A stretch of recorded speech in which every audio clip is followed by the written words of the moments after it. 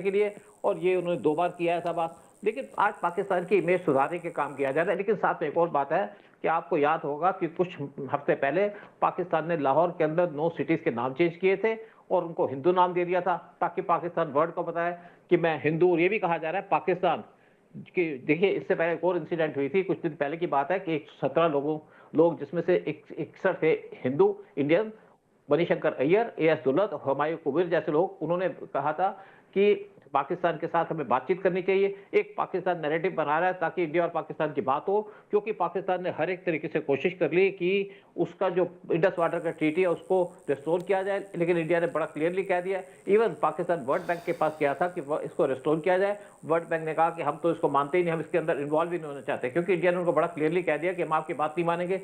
फिर बीबीसी, उन्होंने एक वीडियो रिलीज किया जहां पे उन्होंने कहा पाकिस्तान के अंदर संस्कृत को प्रमोट किया जा रहा है, और ये कहा गया कि पाकिस्तान जो संस्कृति पाकिस्तान के अंदर जन्मी थी।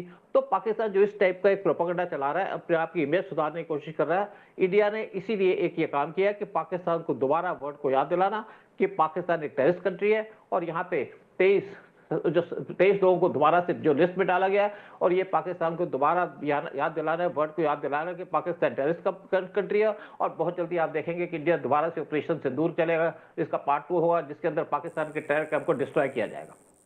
Alright sir, point again, please stay with me sir. मैं हिमांशी मैम के पास जा रहा हूँ। हिमांशी जी, जिस तरह एग्रेसिवली हमने पिछले कुछ वक्त में आतंकवाद के मसले पर पाकिस्तान और बाकी मुल्कों को जवाब दिया है जो कि हिमायती बनते हैं पाकिस्तान की, ये लिस्ट आने के बाद आपको क्या लग रहा है? क्या ऑपरेशन सिंदूर पार्ट 2 का ये पूरा माहौल बनता दिख रहा है, या हम एक रिटेलिएशन प्लान कर रहे हैं इन आतंकवादियों के खिलाफ? क्योंकि हाफिज सईद और मसूद अजहर 2 ऐसे आतंकवादी हैं जिन्होंने भारत में बहुत तबाही मचाई है। नमस्कार, जय हिंद। देखिए, जय हिंद मैम। मुझे कोई डायरेक्ट एक्शन इस पे नहीं दिखेगा, लेकिन जो एक्शन अभी हमारी टीम्स कर रही है, चाहे वो एटीएस हो, चाहे बाकी इंटेलिजेंस नेटवर्क हो, ये उनको भीतर से तोड़ने का काम कर रही है। क्योंकि अगर आप देखें तो पहले जिस तरीके से राजनेता इनको कवर करते थे कि ये भूली भटकी हुए नौजवान हैं, ऐसा बिल्कुल नहीं है। ये बिल्कुल स्ट्रक्चर्ड एक मॉडल है जिसके तहत पाकिस्तान से ऑपरेट होता है। और हमारे यहाँ जो ओवरग्राउंड वर्कर्स होते हैं, क्योंकि कोई भी आतंकी संगठन बिना किसी सपोर्ट के एक लोकल जगह पे काम नहीं कर सकता है, ये उसको प्रोवाइड करते हैं। और इसलिए अगर आप देखें तो बिल्कुल कॉर्पोरेट की तरह से ये लोग काम करते हैं कि अब अगर इनको हमारे पास असला भेजना है तो वो कोऑर्डिनेट्स पे डिलीवर होता है, उसमें बकायदा ड्रोन्स एंड यूएवीज का इस्तेमाल होता है।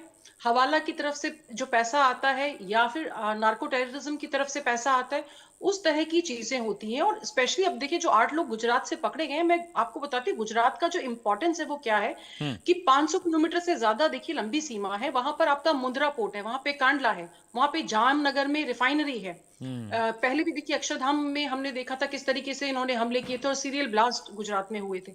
तो जब हम इस तरह की चीजों को देखते हैं तो हमें एक चीज समझ में आती है कि terrorism is no more now a border issue. वो हमारे घर तक पहुंच चुका है। इसीलिए सिक्योरिटी एजेंसी, स्पेशली जो हमारी एटीएस हैं, ये लोग इतना सुंदर काम कर रही हैं। मेरे काफी दोस्त हैं एटीएस में, और जब मेरा उनसे इंटरेक्शन होता है तो उनकी कहानियां सुन के आपके रोंगटे खड़े हो जाते हैं कि कितनी चीजें होती हैं जो मीडिया में नहीं आती हैं, लेकिन ये दिन रात मेहनत करके एलिमिनेट करने की कोशिश कर रहे हैं। जैसे अल्फला यूनिवर्सिटी का केस हुआ, तब आप देखिए दिल्ली के नजदीक फरीदाबाद में बैठ के उन्होंने एक पूरी यूनिवर्सिटी तैयार कर दी, और महिलाएं लोन वॉल्फ की तरह वहां पर अपने पैर पसारने के काम कर रही है। तो मैं सरप्राइज नहीं हूं जी। कि भले ही आप देखिए यूएपीए लगा दीजिए, लेकिन यूएपीए जो लोग बाहर बैठे हुए हैं उन पे कोई बहुत ज्यादा असर नहीं होगा।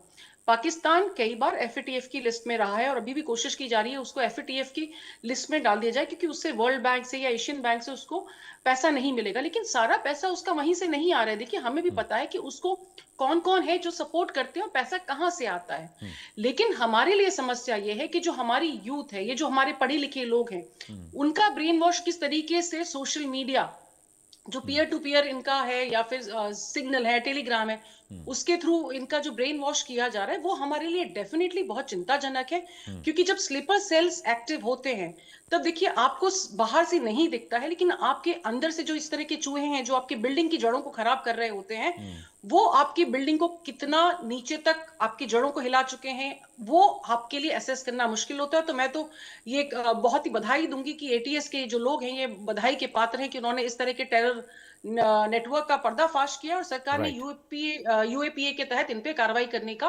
मन बनाया है जी। All right ma'am, Ali Ashraf Ratta भी जुड़ गए मेरे साथ। इससे पहले कि मैं मल्लिका जी के पास जाऊं, रत्ता साहब, भारत सरकार ने